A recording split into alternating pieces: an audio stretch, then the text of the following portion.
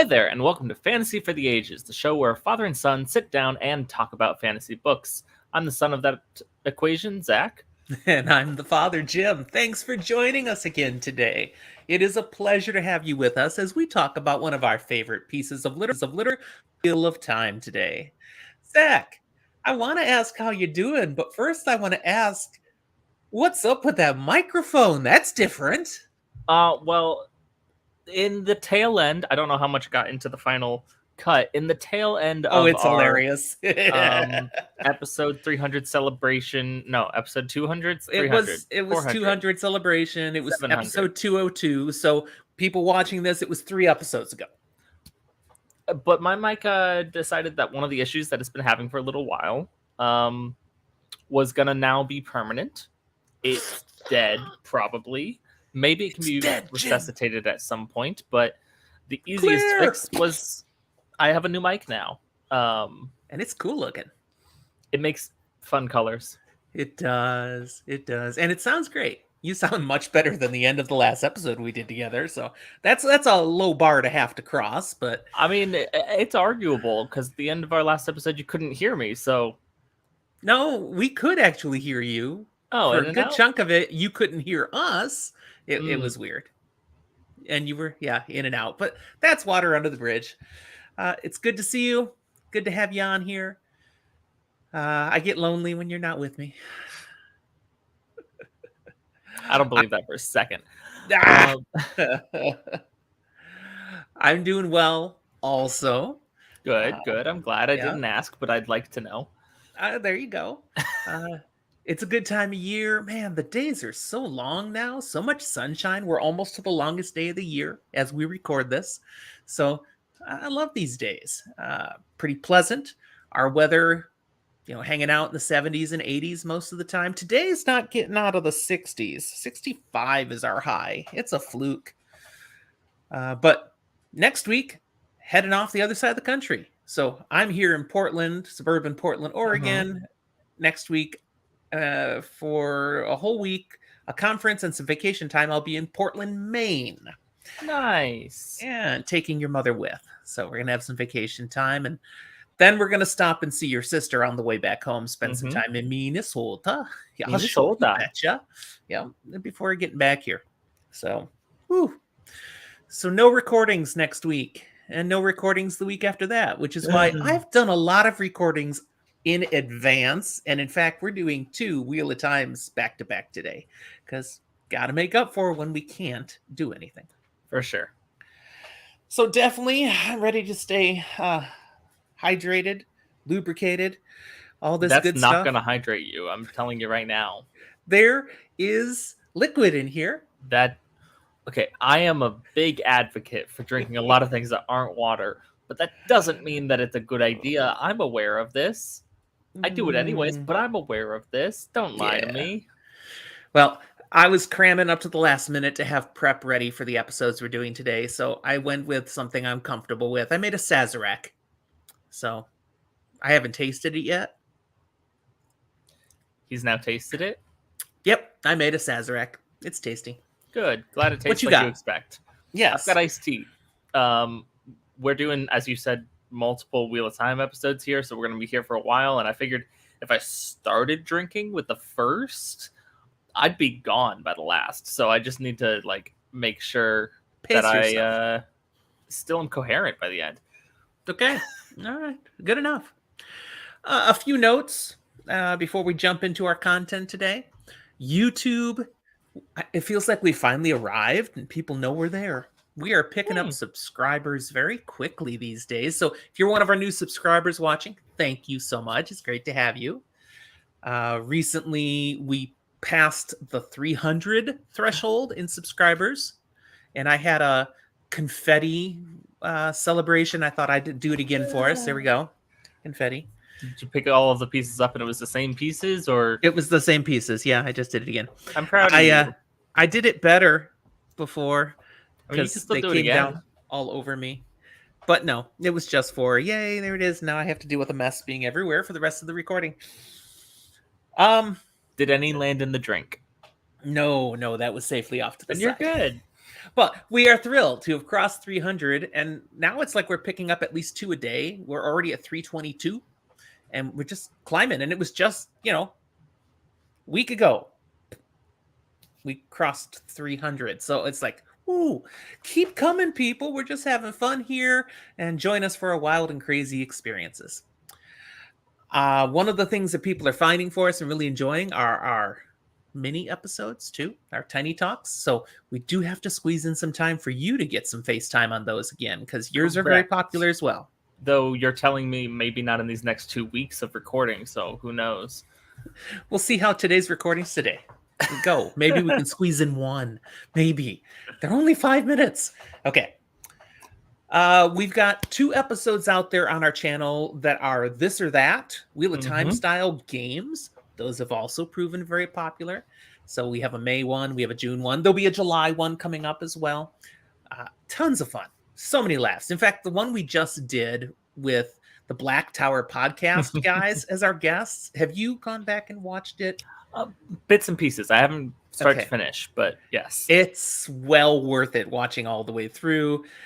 Honestly, at the end of it, we were laughing so hard, I struggled to end the episode. I'm trying to get enough breath to say, thanks for watching, everyone. We'll talk to you next time, and go off. It was good. It was a blast. So our next one is scheduled for Saturday, July 15th, 6 p.m. Pacific time. Reserve the time. Come and watch live if you can, because we had a bunch of people in the chat. They play along. They have a good time. But keep an eye on our channel just to make sure, we do announce it's really happening in case something changes. Let's talk about what we're reading. I'm reading 3 things at the same time that are all amazing, making it very hard to balance my time between the 3.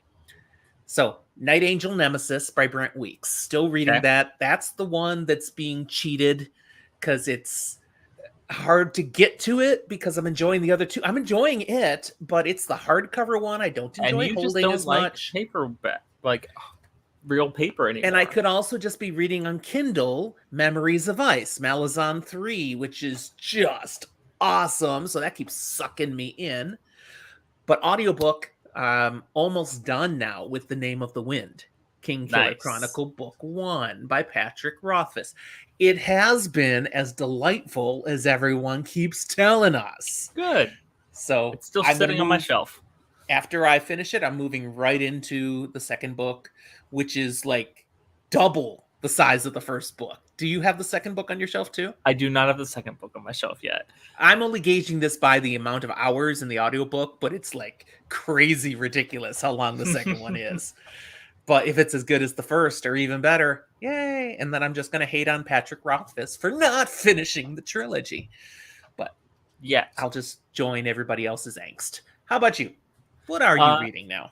I told you last time, by the next time we record, I would have like a couple of things that have probably finished. I do have a couple of things. So I finally got through Cibola Burn, the 4th book in The Expanse. Yeah, good. That was good. I also finally finished Blood Rights. That one was hard. Like it was hard to get the motivation with other things I was reading, as well as just feeling a little bit Dresdened out. So I think Dresden's gonna put on a little bit of back burner. I'll get back to it, but I'm enjoying other things I'm reading. Remind me, Blood Rights is what number in the series? Like 6. Not 5. I don't think so. I'm pretty sure it's 6. Okay. Yeah, you're right. 6. But then, partially because of book club and because I've been enjoying it, I did read The Master Harper of Pern. One of the better Pern ones, in my opinion. Actually. Yes, actually, true. Real sad through so much of it, man. But a good sad, that it's meaningfully touching, and you see what goes into creating this great character. And then I also, in the interim, started and finished book 3 in Mistborn Era 2, The Bands of Mourning. I've now started and I'm about a third of the way through the final book in the First Law trilogy, Last Argument of Kings. You're getting a lot of good things accomplished. It's true. All the Dresden Files fans out there, though, right now are going, but Zach, Dead Beat is the next book. Dead Beat. And it's one of the more entertaining books.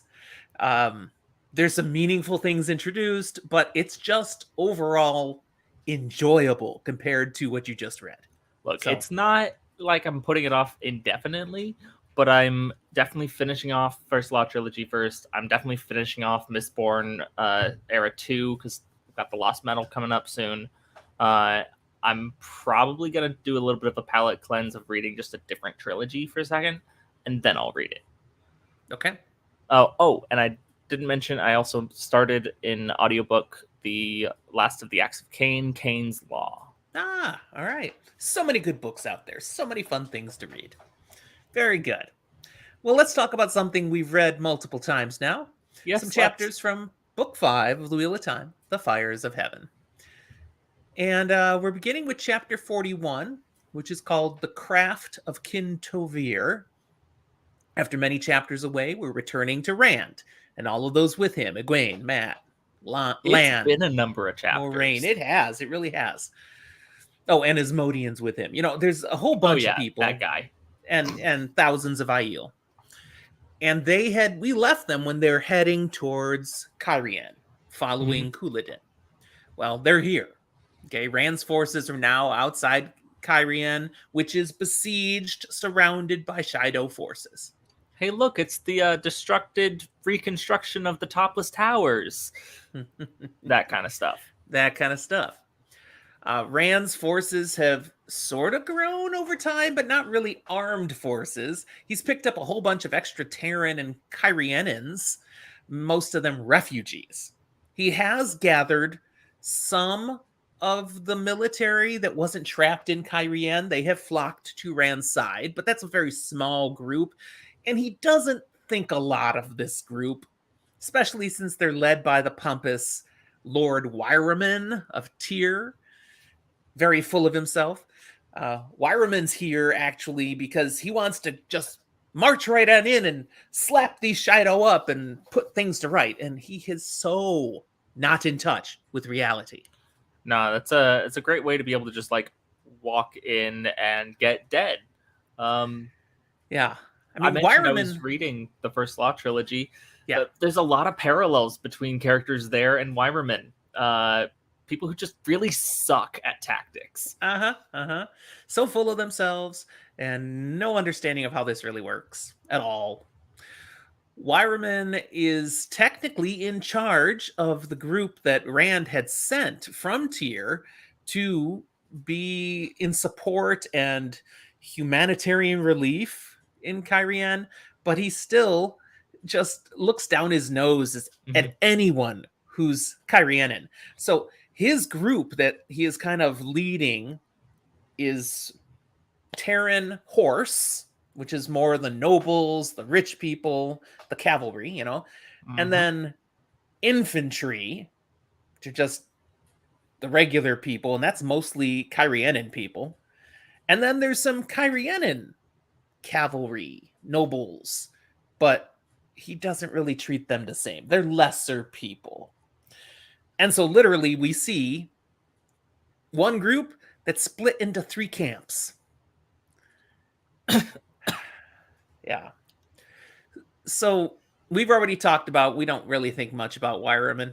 No. He's a fool. I mean, as a reminder, this is a guy who was sent here not because of his great humanitarian efforts or his ideal pickings for this job. He was sent here to get him out of Tyr. Yeah. Now he's Rand's problem again. Sort of. He's kind of trying to just sideline him. There is a little chat here with Wyraman and Rand, because Rand asks about the news from Tyr and what's going on back there with like some attacks. And yeah, it appears Ilian has been making some moves towards Tyr, which Wyraman dismisses. Pirates, nothing serious. But what does Rand know that Wyraman does not know? That it's not pirates, it's Ilian, and it's a Forsaken running it. Trying to, and as Rand thinks, trying to lure him into that, bait him into that fight. Right. Yeah. And the Forsaken who's in charge there, remind us, which guy is that? That's Samael? Yeah. Yeah. But he's not out and proud, he's just Lord You're Brend. telling me he's not out and proud in this month? Shame. Well, he's not that way either. Yeah. Okay. Rand is surrounded by maidens. We see that right now. They're still guarding his honor, keeping him safe. Wise ones, we learn, are working over the clan chiefs, trying to influence them in some way. Rand doesn't know what's going on there, but he figures soon enough he'll know. We learn that Avienda and he have had much more pleasant relationship I since wonder we last saw why. them. Well, yeah, there was apparently some incident. What incident had taken place between the two of them when we last hung out with them? I don't know. Igloos aren't real. So Yeah, there's no more arguments. There's no explosions. But there's also no fireworks either. Just pleasant friendliness between the two of them now. Which he figures is better than her biting his head off left and right. I don't know. Maybe. And he does have something he keeps with him now that's different. Something new. What It's is a that? little reminder that he got right at the end there. The little piece of a spear that has kind of got cut off by that gateway as it went through. It's a great little thing that he has to remind him that the Shan-Chan are still out there. The people around him, they don't know where that came from or what that really is. They've come to call it the Dragon Scepter. Okay, works for us. Why not? And it lets Rand keep something that he can poke someone with if he needs to. Pokey pokey. The maidens, they're sure Rand and Avienda are coupling much more often now. They're like, oh yeah, they're a thing now. That's not really happening at all, but the maidens think so. Rand is thankful their belief doesn't appear to have spread beyond. Because, well, how is he pretty sure nobody else thinks that they're sleeping together? Because Egwene hasn't come to give him the old 90 once over with a stick. Yeah. He figures with the Two Rivers sensibilities she's got, if he was doing... Yeah. If she believed he was doing the nasty with Avienda, she'd be Two Rivers have it. Plus Elaine in the mix just makes it so that Egwene would be all over that, tearing him a new one. Totally. Or at least moving as far around. As Rand sees it. Now, Rand has been up on top of a hilltop. That's kind of the center of the camp that they're all over the place here, but he's up on a hilltop. And moving around this hilltop, from which he is observing Cairhien, he sees some Aiel men are having their own little gathering and conversation off to the side. And one of them cracks a joke to Rand, an Aiel named Mangan. Rand notes to himself, this guy, this is the kind of person I could actually build a friendship with. He's got a sense of humor like Matt's. He's my kind of Aiel. But sadly, I don't have time for friendship. So that's kind of the key to note here. But also, first-time readers, remember Rand's thought about Mangan. Not going to tell you why, but remember what he just thought. Rand reaches the top of the hill, and this is where they have a raised platform that's been built. So at the highest point of the hill, they built a wooden platform to get you even higher. And there's three guys working up at the top there on two last pieces. They built some, well, basically, they don't use the word, but they built telescopes up at the top. Which is pretty cool. Yeah. And the importance here, I mean, what's this about? What's going on? We'll talk about that in just a moment. But as he gets to this spot, he finds Moiraine, Lan, and Egwene kind of waiting on him. Now, Rand has asked Egwene to use the One Power to help in the battle, which she reluctantly agreed with. Moiraine strongly disapproves, but she doesn't speak that out loud. What's the significance here, Zach, that Egwene has said yes, Moiraine will not? What's going on? Technically speaking, it's not even a Moiraine will not. Moiraine cannot. there is no legitimate proof or reason to say that the Shaido, as awful as this is, run by Couladin, our Dark Friends, our Shadow Spawn, are anything that the Three Oaths would let Moraine use the Right. power as a weapon about. Now, if they come and attack her, that's different. She can protect herself. Right. In the But last defense of her life or that of her warder. going into war, she can't do that. Egwene does not have anything binding her like that. But she's kind of playing her cards here by saying, yeah, I'm going to help. And if the Wise Ones are on it, they might notice.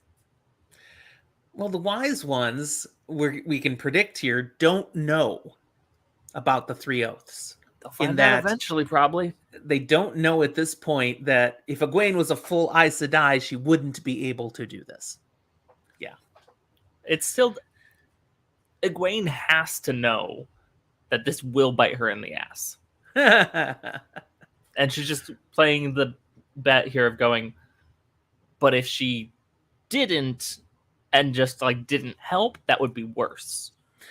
Well, Egwene in previous chapters has taken some satisfaction that Moraine has really been treating her more as an equal, has been seeing her as, worthy of bringing her into inner discussions and treating her as someone she can talk to adult, not as a lesser child now. And this probably isn't going to help. No, not really. Yeah. I do want to highlight a little bit of gratitude here for the Shan-Chan.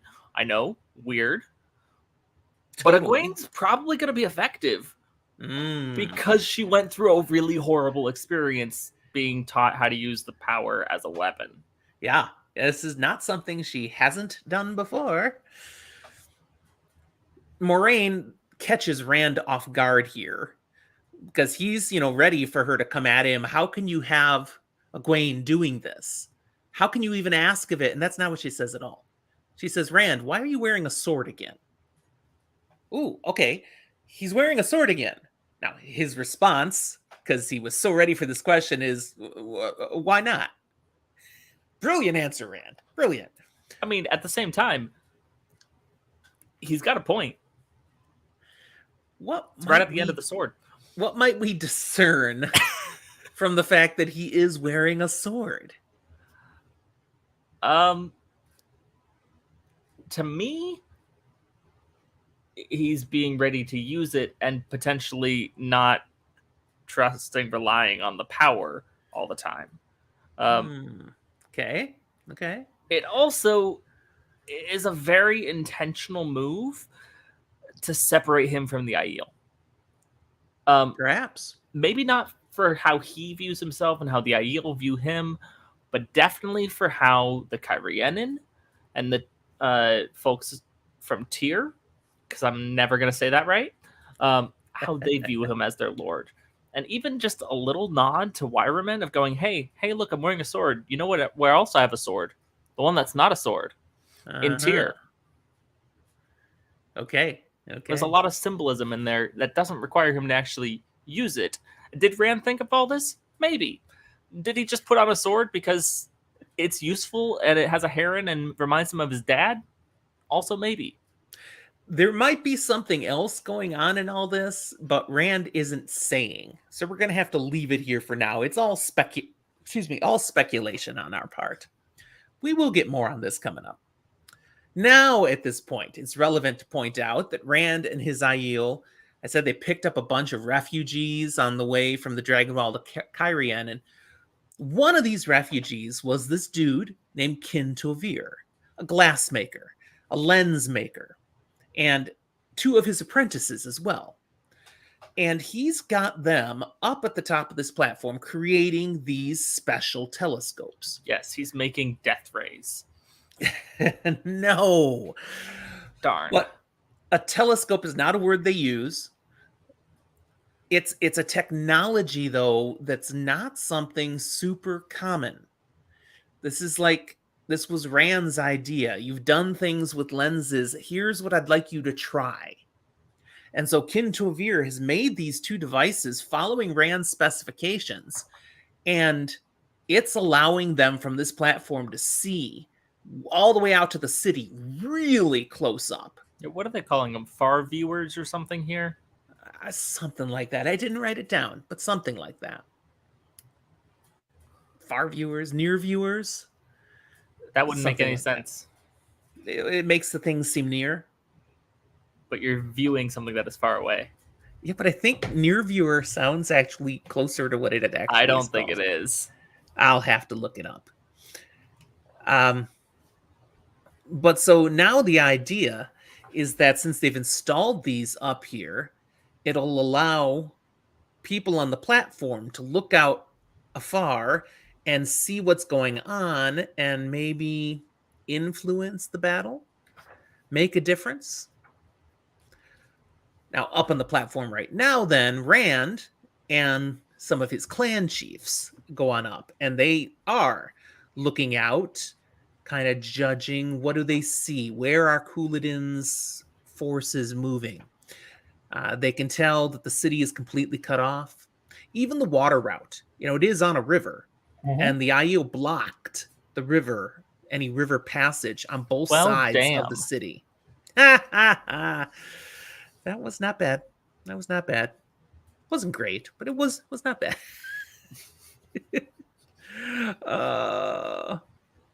So there's definitely no way that people are getting out of the city.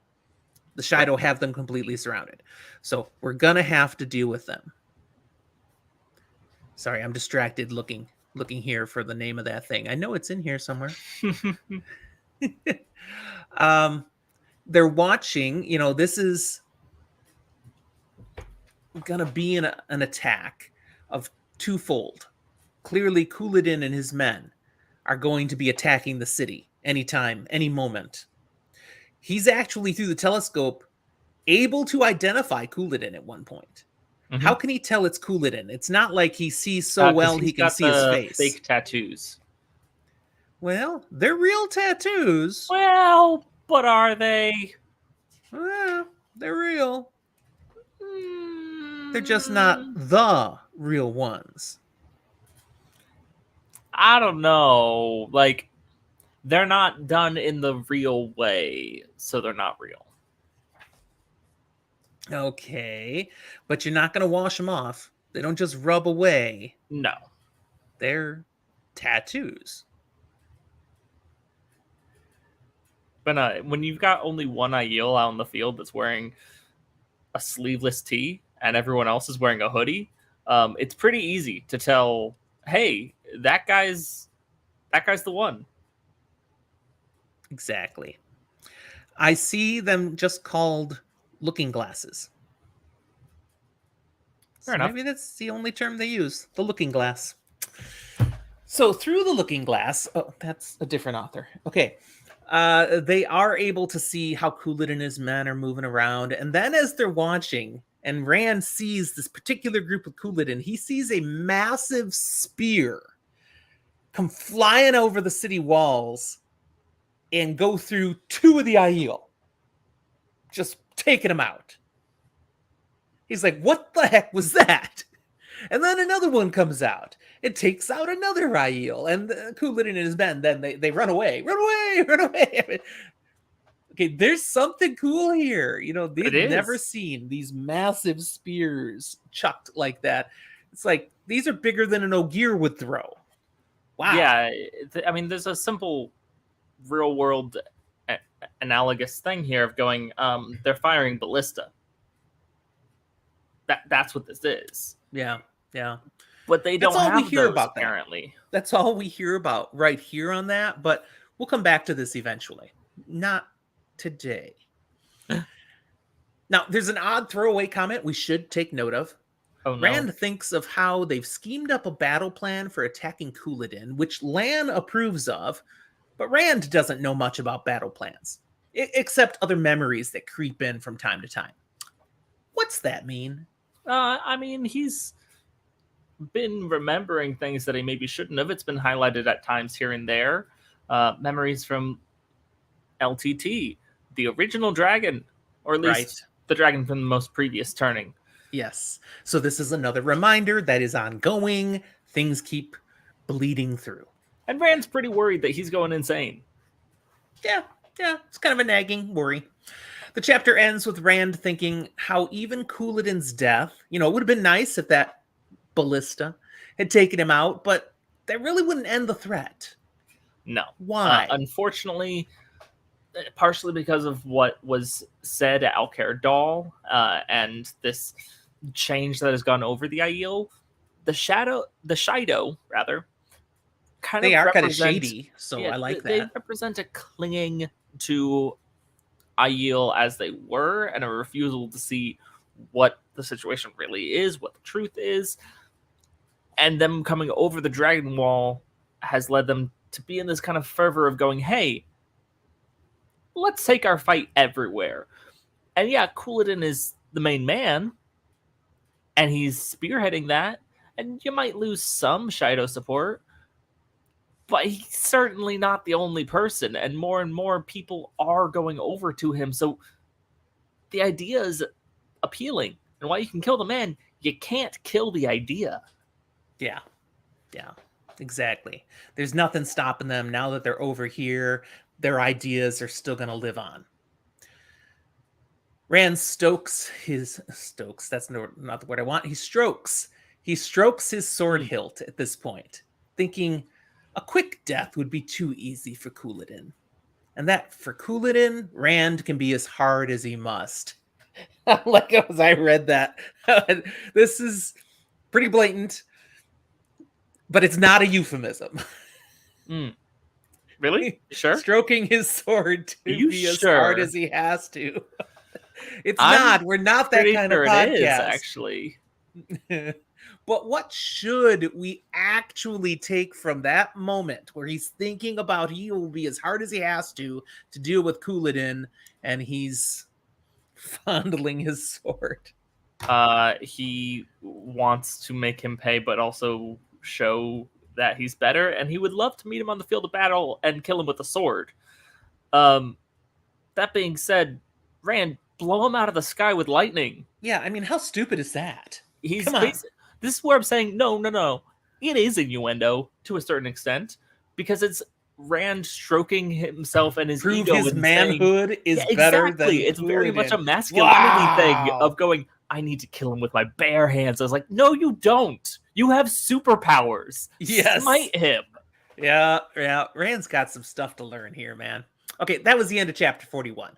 Chapter 42 is called Before the Arrow, and we switch to Matt's point of view. And Matt's in a sour mood at the prospect of this approaching battle. He's known it's been coming for days, and he wants no part of it. Despite thoughts of many battles that keep creeping into his mind, Matt assures himself his place is with gambling and taverns, dancing and women, not it's way battles. More fun. Fewer people usually die. Some do, but fewer. But what's this about stuff creeping into his mind about battles? Remind us what's going on there. Yeah, he talked to some foxy people, and some people slithered up and gave him some secrets, including filling up some gaps in his memories, with a whole bunch of dead people. Yeah, who often die in battle. Yeah. Yeah, and so the true blood of Menepharin is singing extra loud in Matt's ears. It's resulted in a lot of extra knowledge in his head. Now he's also, at this point, reminded he's got that fox head medallion, so he didn't just get stuff put in his head, he got some physical things. And this fox head medallion he keeps hanging around his neck protects him from Aes Sedai. Although he's sure they'll try to take it from him sooner or later. What's the deal with that? It seems to be some kind of ter'angreal, probably, that prevents channeling from affecting Matt. Yeah. At least directly. And he knows they'd want it. They always want all ter'angreal. With that medallion, he also is thinking, fine, I'm safe from channeling. That's not going to protect me from dying in a battle. Or from Rand when he goes crazy. Or from being ta'veren. Explain that last part, Zach.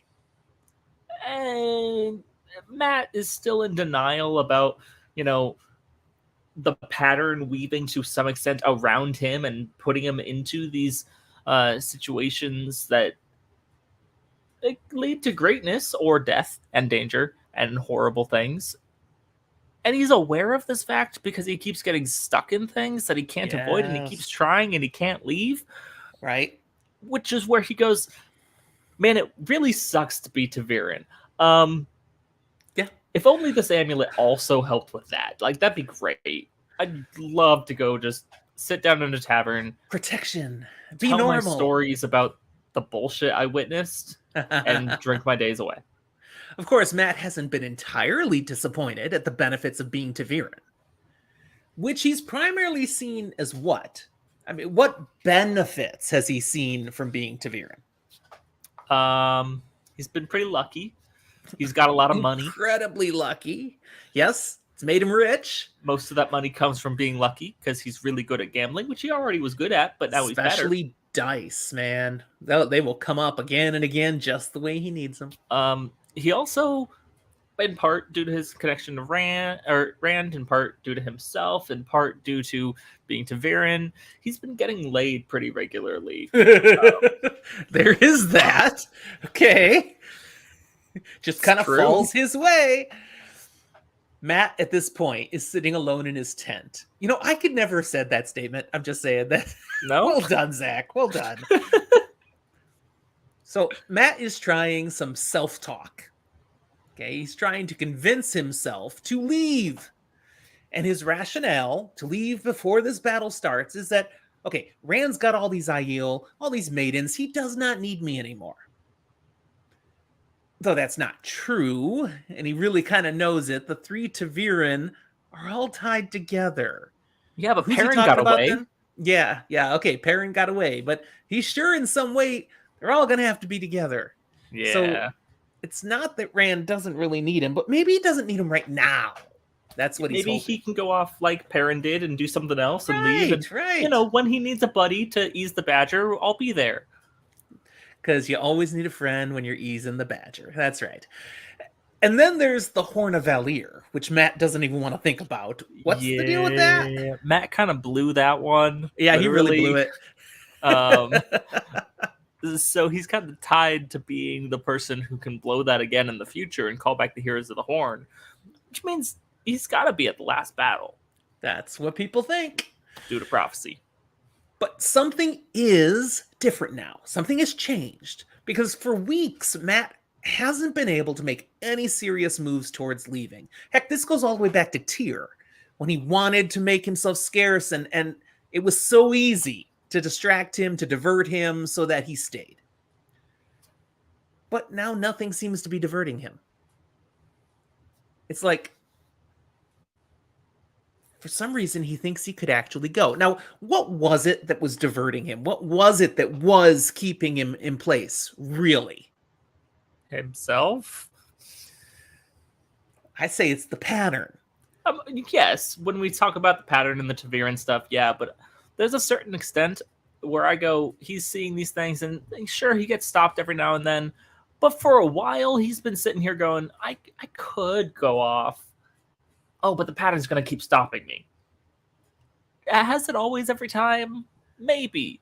Has it always? Maybe it was just himself, you're thinking? You're also not quite leaving?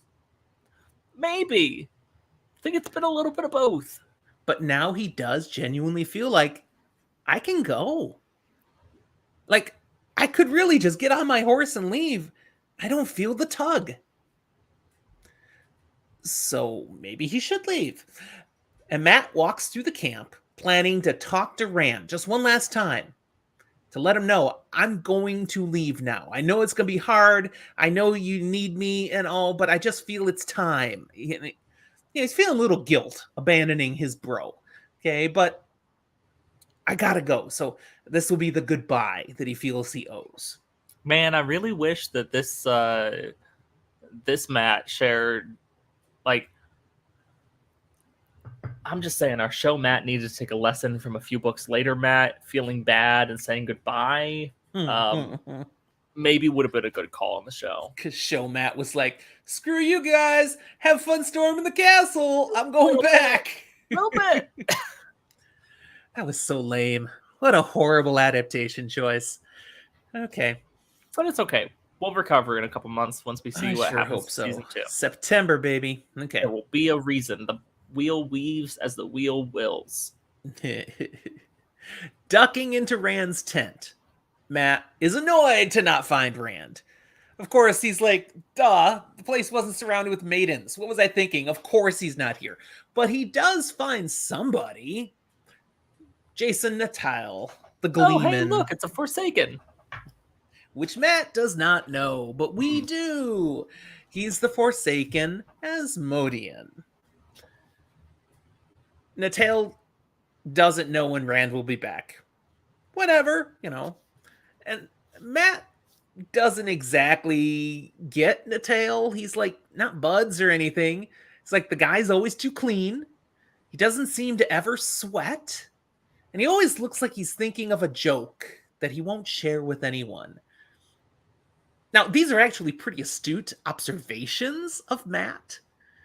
Why would that be, Zach? What is he realizing here that most people aren't noticing? I mean, he's noticing that Asmodean can channel and is a Forsaken. He just doesn't have the context to realize that he's realizing that. Right. He uses the power to maintain his perfect appearance. And yes, he's laughing at all of you because none of you know who he is. You know, it's great. Matt does decide he might as well just wait for Rand. And while he's doing so, he walks over across the room to where a couple of maps are laid out and just kind of, he's got to do something. He looks at the maps, kind of checking out what they're showing. One shows the position of Couladin's forces around Cairhien. The other shows the positions of the other Aiel forces. All those clans that have followed over the Dragon Wall but aren't with Team Rand yet. The Undecideds. And this reminds Matt of the current problem. Rand's group is by far the largest. Easily enough to handle Couladin's forces, or if they had to handle the other Aiel forces. But not both at the same time. So if they attack Couladin and then are attacked by the others, they have a problem. There's a weird point of a stalemate almost, because Couladin can't really attack Cairhien yet without throwing himself against a wall and exposing his flank to Rand's forces coming in and smushing them, hammer me anvil. Mm-hmm. But if Rand does that and the Undecideds pick Couladin, then they get counterflanked and it's just a whole sandwich. It's Germany squish. all over again. Yep. And at that point, I guess the Undecideds decided for Couladin and smush everyone, and then they take the city. It's not a good place to be, except for the Undecideds, who kind of get to decide who wins. Not entirely, but kind of. And as Matt looks at the problem, he's also looking at the numbers. And this is like, he realizes this will be the largest warfare event the world has seen since the time of Arthur Hawkwing. There are so many forces. He does. He doesn't want to acknowledge, but he does remember those battles. Separately, we're reminded of the ongoing problem of the bleakness. Remind us what the bleakness is. It's been chapters and chapters since we talked about this. The bleakness is kind of what we were talking about with the Aiel going, we followed the way of the Leaf once and we left it, and now we're a warrior people who have toe to ourselves because we broke promises, and I don't understand what's going on. And so they either decide for Rand, they throw down their weapons and run away, / pick something else, or decide to be Guy Shine suddenly, or they run over to the Shaido and go, no, we're going to refuse to change a thing, except for the fact that now we're going to take over the world. And the result is that every morning, more and more of the Aiel are gone. They're just disappearing. For one reason Most of them another. leave their spears behind. Some of them don't. Now, it does sometimes, not always. It was a lot more at the beginning than it is now. Go the other way. Sometimes Shaido come over to our side. But that hasn't really been happening lately. Not really. Yeah. I imagine anyone's that decided, maybe this Rand guy's actually right, have been being killed lately. Perhaps. I have an interesting problem. My headphones just let me know I'm low on battery. It's like, how the heck did that happen? I don't know, but I don't have that problem because I get mocked for plugging in. Mocked Yeah, you mock me. by me? Is Yeah, that what you mean? all the time. Okay, well, you're right. I do mock you. Ah,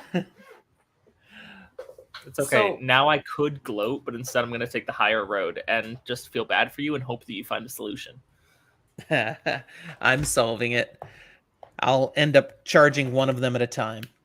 I like the idea of you just like bringing a cord up and we see like you holding power to your earbuds. I think that would be funny. I don't think it works that way, but it'd be funny. What's worse is my power cord slipped away out of grasp. And I think my charger must be low or something. Life is difficult all the time. All right, so let's see. Where am I at? Okay, Matt's thoughts. They're disrupted here by the entrance of Lan. And he shares, yeah, Rand's on his way. He'll be joining us shortly. He walks over to the map that Matt's looking at. And he's like, bit of a pickle, eh? Matt just shrugs it off. He doesn't really want to talk about it. So Lan turns to Natail and says, what do you think we should do, Gleeman? Just rush on in and deal with the Shaido? And Natail's like, why not? Good as any other plan. And Matt is like, pfft. So Lan turns to him and says, what? You have a different opinion? And this is awesome. Yeah, Lamb played Matt here. Yeah, this is a total setup. This casual question sucks Matt right in. And he lays out with succinct clarity everything wrong with charging right in. Mm-hmm. He rather describes the best way to handle this situation militarily. He goes on, fully absorbed, until he runs out of steam, basically, and realizes that Natail has stopped his background Gleeman stuff and is just staring, kind of gawking at Matt.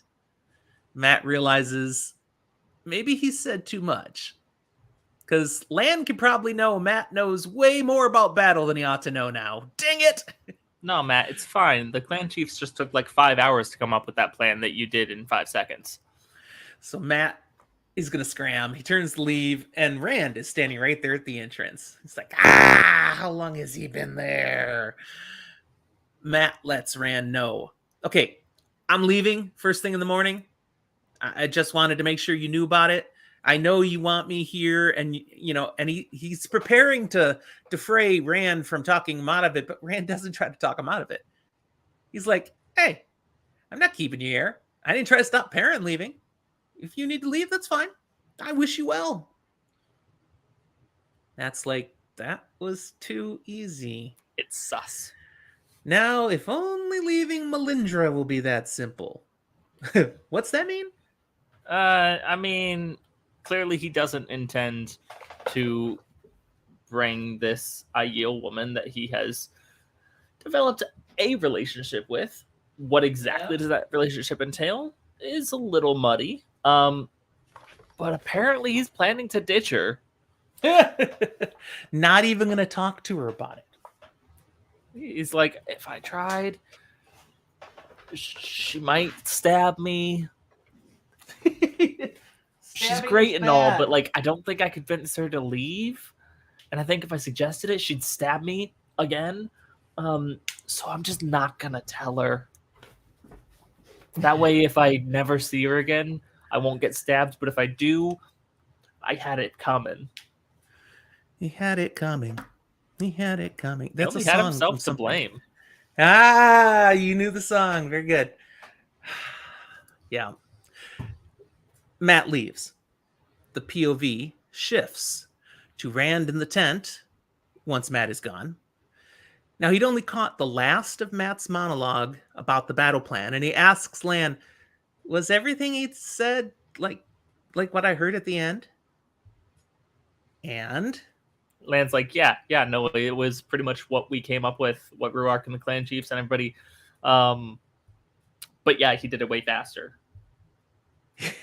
Just intuitively was able to figure out these things, all these hardened battle chiefs with years of experience. Look, Matt just has good war vibes, you know? Yeah. This confirms for Rand something about Matt, something he will use in its time, and we referenced it before. He's got this stuff in his head that the Eelfin put into it, and it's more than just a tendency to speak the old tongue once in a while. I mean, he So is a that does come in military handy. tactical prodigy now. Yeah. And this again triggers a little bit of a bad feeling for Rand. All he keeps doing is thinking of how he can use people. Yeah. We learn now, actually, Rand had intentionally delayed returning to his tent because he saw Matt head into it. So he sent Lan. This was a plan to try to learn about Matt's abilities. Which means both, yeah, Lan played him, and also Rand is thinking about playing people and using this, and even Rand's the one pulling to the a certain strings, man. extent, using Lan as a tool. Yeah. Rand also is happy to let Matt go, if that's what Matt thinks he should do right now. And he hopes he enjoys his time because he's quite sure he's going to suck him back when he needs him. It's like, Just eventually, like, we're going to be together and it's going to suck. So go off and have some fun first, please. and partly I laugh at this one. He hopes Perrin had fun off in the Two Rivers, showing Fayul off, maybe even marrying her.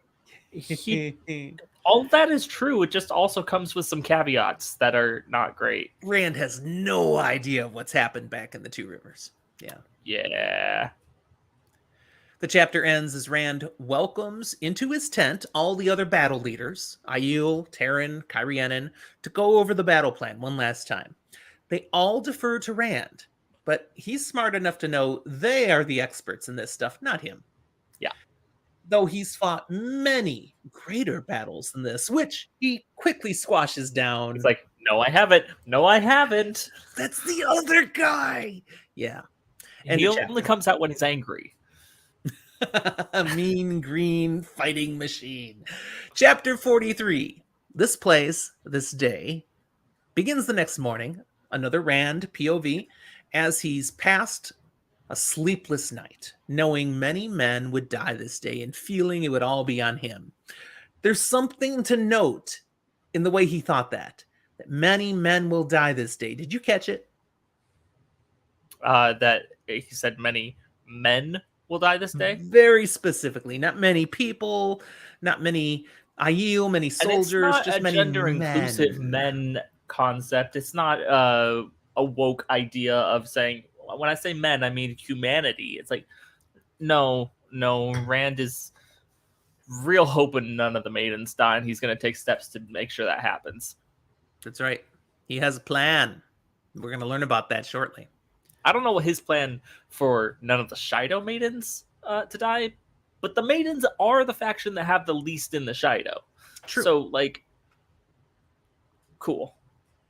The clan chiefs join Rand for some final words, and it's clear the notion of deaths today bothers them a lot less than it bothers Rand. Why? Because death, for one, isn't as big of an issue, as well as just their entire idea of life and death and battle and what that means is death is an inevitability. It happens to everyone. Yep. They have a saying they use where they say life is but a dream. And all dreams end. You know? We don't want to die, but we don't fear death. As they leave I think Rand. they need to take some lessons from that guy out at Song of Ice and Fire. Not today. Not today, but he dies. Yeah, but not today. As they leave Rand, Bael hangs back to ask if Rand is sure he wants to use the maidens as he's planned. Apparently, they're not satisfied with Rand's plan for them, which clicks for Rand. That's what the wise ones were badgering the clan chiefs about. It's about how he wants to use the maidens. And I mean, it's they don't totally like it a either. valid concern and worry because from a tactical standpoint, the maidens are effective. And Rand's kind of taking them off the board. Rand's response is not smart. if the clan chiefs were not so stoic, they'd leave the tent shaking their heads at him, where he says, "Hey, nobody else is complaining about the plan I designed for them. They can just suck it up and do their job." Oh boy. Oh, Rand. We still don't get to know what the plan is yet, but it's coming. As Rand exits his tent, he's surprised to find Lan. Lan has come to question Rand right there at the door. He doesn't even get out of the tent, just right there. Says, "Hey, why are you wearing a sword? You can create one out of Sidene. You can kill without a weapon at all. Why the sword, dude?" And now it does come out. Rand confirms it, that he's got it just in case the chance comes along for him to personally kill Couladin. Yeah, if he sees Couladin, he's got to whip out his sword and swing it around. Yes, it is entirely euphemistic. And he's doing this because he's like, I need to do it in a fair way. That's the only way it'll really settle matters as it should. Lan's like, dude, no, you're the Dragon Reborn. You are way more important than that punk Couladin. You can't be taking chances like this. To do so is wrong. Rand refuses to let everyone else take the risks while he won't take them himself. His heart's in the right place, but his head is being an idiot. I don't know if his heart's really in the right place. I mean, like, for some of it, yeah. But dude doesn't understand war, nor do I, and I'm content saying that. But the grimdark in me says, Rand, you're being really stupid. Thankfully, this isn't grimdark, but you never know when something's going to turn. And there's always the chance of just a little sprinkle of grimdark into high fantasy that makes it something bigger and epic. As Rand then moves around Lan to leave, he runs into a roadblock of maidens with Egwene and Avienda. And they are co-opting his plan. See, the plan was for Egwene to be up on that platform we saw before, surrounded by maidens, to keep her safe while she uses the power to strike out from afar. She's a valuable weapon. We can't afford her to be lost or hurt. So maidens, you will keep that totally blocked off and sheltered, and she can just zap, zap, zap. It's a good plan. That's how he sees it. You know what? It's not a terrible plan, but it's missing a very important piece that we'll get to here. The maidens, they're like, fine, this is our job. We're going to do that. And in fact, Avienda is going to join Egwene up there, which is a big surprise to Rand. The wise ones are going to let you do that? Because the wise ones don't fight. They never fight. And they're kind of neutral parties. No Aiel would attack a wise one. They can go walking through the Shaido forces. They'll be just fine. Avienda is not fully a wise one yet. Yeah, she's a wise one in training. So really, she's like half wise one, half spear sister, and able to throw fireballs. So we'll talk more about that in just a moment. But the maidens have decided, and Egwene and Avienda are totally in with this, that Rand is going to join them on that platform. And there's the part of the plan that Rand was missing. He's got more power than the two of them combined. They're like, it's the most logical use of how you can contribute to this battle, and it allows you to stay back here safe from harm, which is important. You're the Dragon Reborn. Mm-hmm.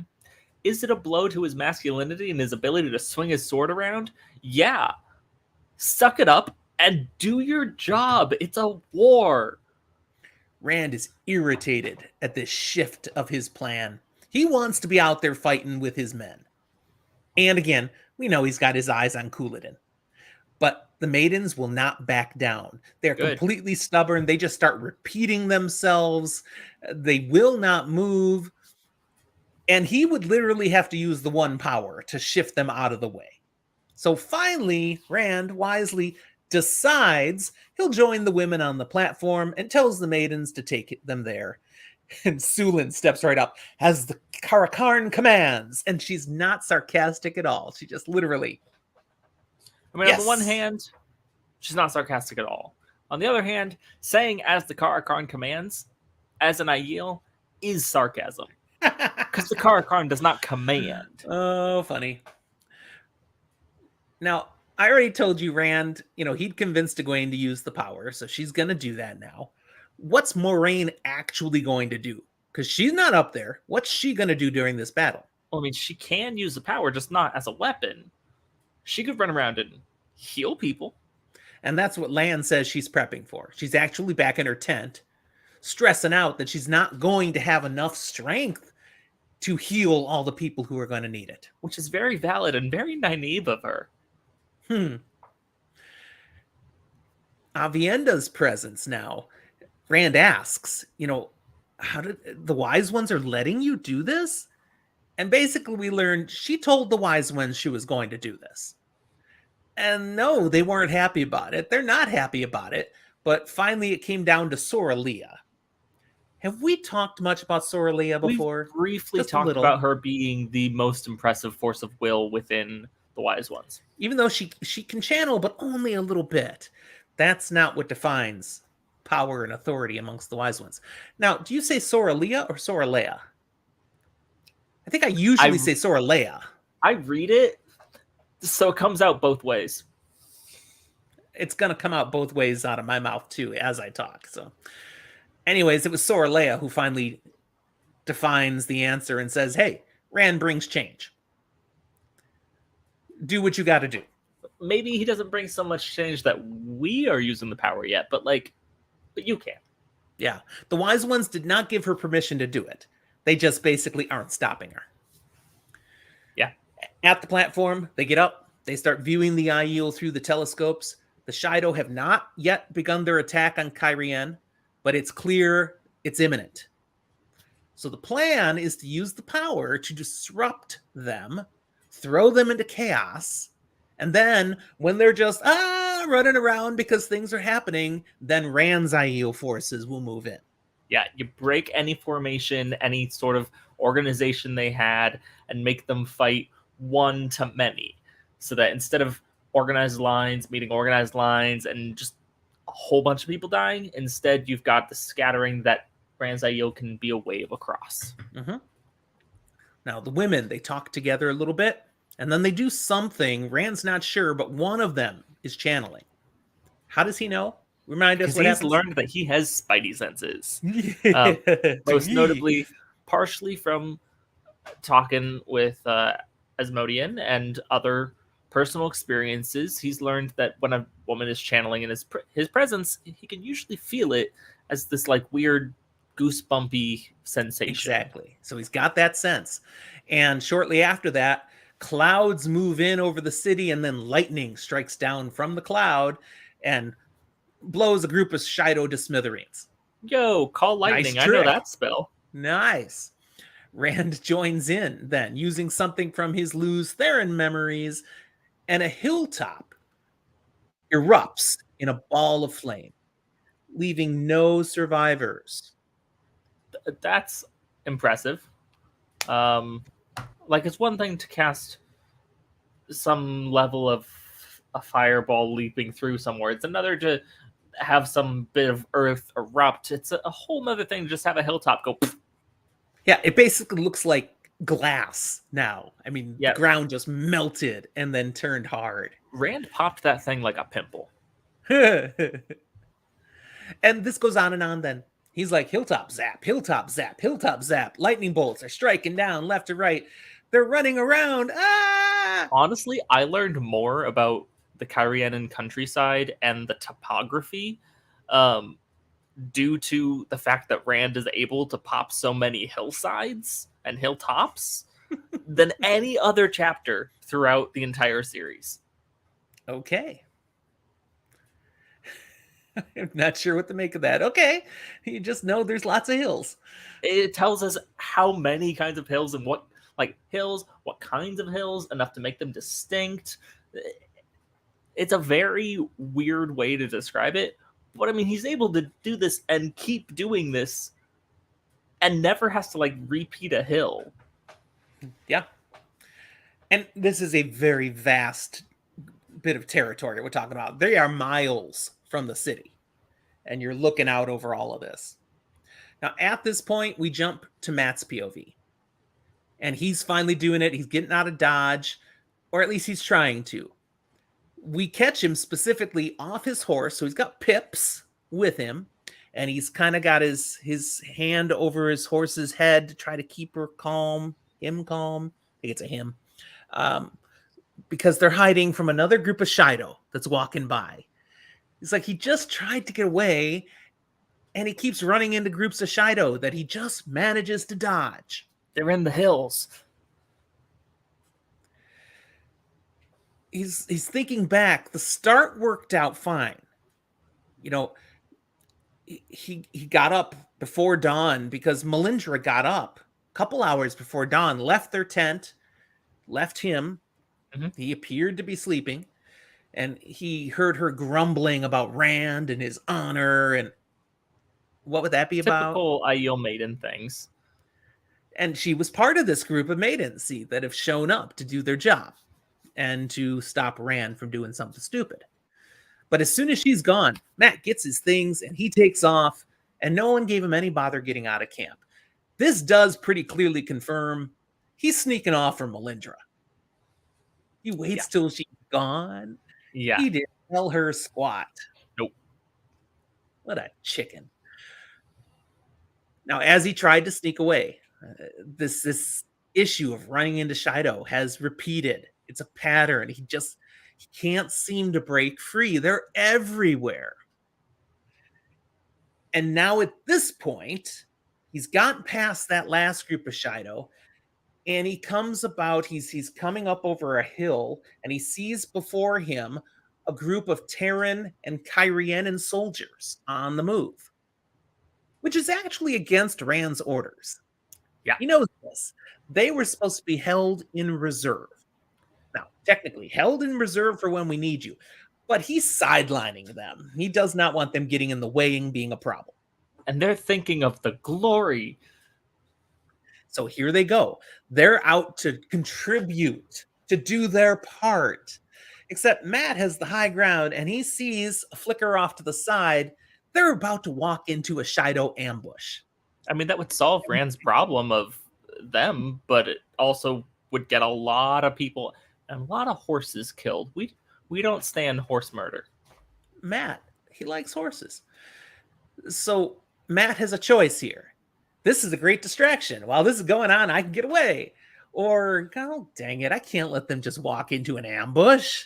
Yeah, we're going to highlight here, because you really liked talking about how Matt couldn't get away, the Taviran pulling all these things, but he suddenly felt like he could leave.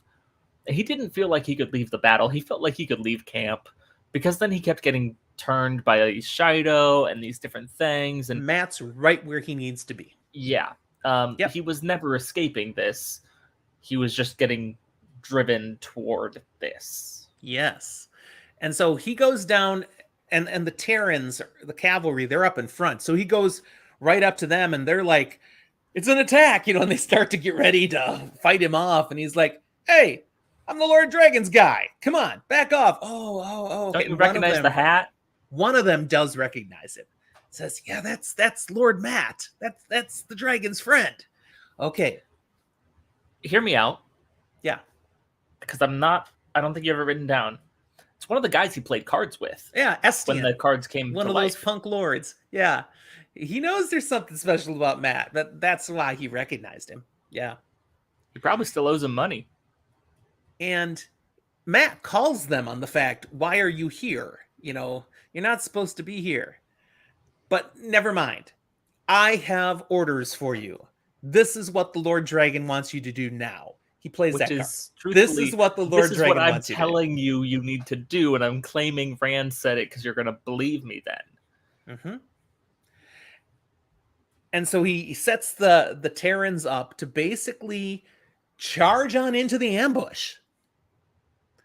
But to get in there fast enough and then set up to fight off the Aiel before the Aiel can come down on them. So not get caught off guard. Go set up in a military position.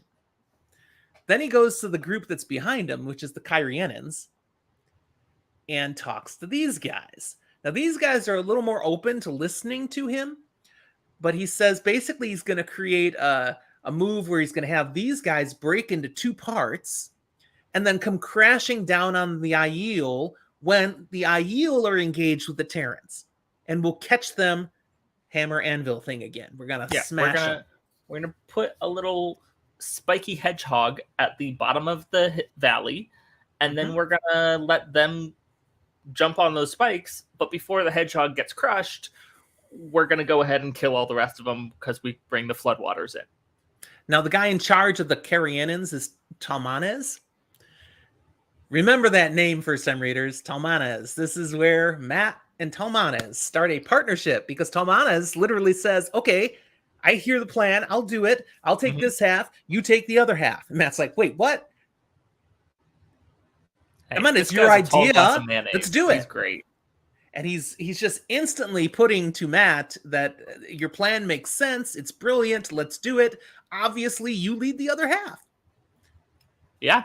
Sorry, and Matt. You don't get to just tell him this and leave. Dang it. You got to do it. But he agrees, yeah. And so with time running short, Matt plays his role. The battle commences. Chaos ensues. And that's where the end of chapter and end of episode happens. There we go. More or less. We can't say everything. But that's where we will stop for today. If you're a first-time reader, we gave you some tidbits. We hope you remember. But now we're going to talk about stuff that you're not supposed to know.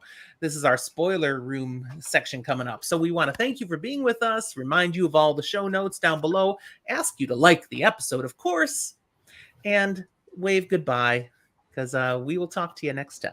Bye-bye. All right. Which means now... Here, the spoiler room. The spoiler room. I don't know why it doesn't always stop sometimes, but we get to today. Fine. Another one. All right. So let's see. I'm going with my pretty one today. I'm using pretty too. All right. And I rolled an 18. That's a nice one. Better than my 11. You get to go first? I get to go first. All right.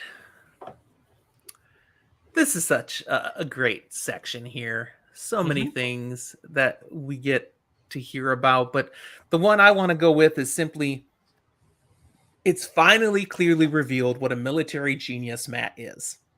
He's got all these pieces in his head, and they come together so he can look down at a scenario and come up with the perfect battle plan. Then we see him out in the field with just a moment's notice and know the best way to counter this ambush the Aiel are going to do. And Rand is saying, when the time is right, he'll be sucked back in and I will use this. Correct. Heck yes. Matt is going to eventually run the whole last battle because he's a military genius shaped by the pattern just for this need. Here's where we get to finally see it first put into action. We're going to see it put into action again and again and again throughout this series. But the culmination is the last battle. And it's amazing. He even gets a nickname. Lord of Battle? Is that at the thing? It's like a prophetic thing that's tied to him eventually. Lord of Battles? Is that it? I don't know. Off the top of my Anyways, head. who he is foreshadowed. Not foreshadowed. It's prophesied. Definitely. And he's the guy. So that's mine. Boom. There it is. Mine's going to be a much sooner payoff because we might talk about it next episode, if I remember correctly. Because Rand was saying Couladin doesn't deserve a quick death. Yeah. And Robert Jordan said, yes, he does. Yeah. I talk about that next fact. episode. One, Matt does it. Two, it's like half a paragraph. And three, comparatively to how it could have been done, a big fight sequence, part of my language, Couladin goes out like a bitch. Yep. I mean, he does a little damage on Matt on the way. Yeah. But he's just a farm boy with a staff. It's fitting in the sense of going, no, he doesn't not deserve a quick death. He doesn't deserve more page time. Get out of here. I like it. All right. Good. I like it. Good. I said that twice now. I said good Correct. twice now, too. Yep. I should stop stuttering. It's time to wrap up this episode. Let me run our outro for us to remind people all the ways we'd love for them to connect with us. They're over reminding here. them again, like here. and subscribe. That way. Okay. There's our Discord reminder. We've got a great Discord server. About 100 people in there chatting with us and all sorts of odds and ends for fantasy, science fiction, and nerdy stuff. Come be part of it. Great. Our Patreon reminder was there too. We do thank those who support us on Patreon all the time. Like Evelyn, thank you again for being a supporter. And that's it for now. We'll talk to you next time.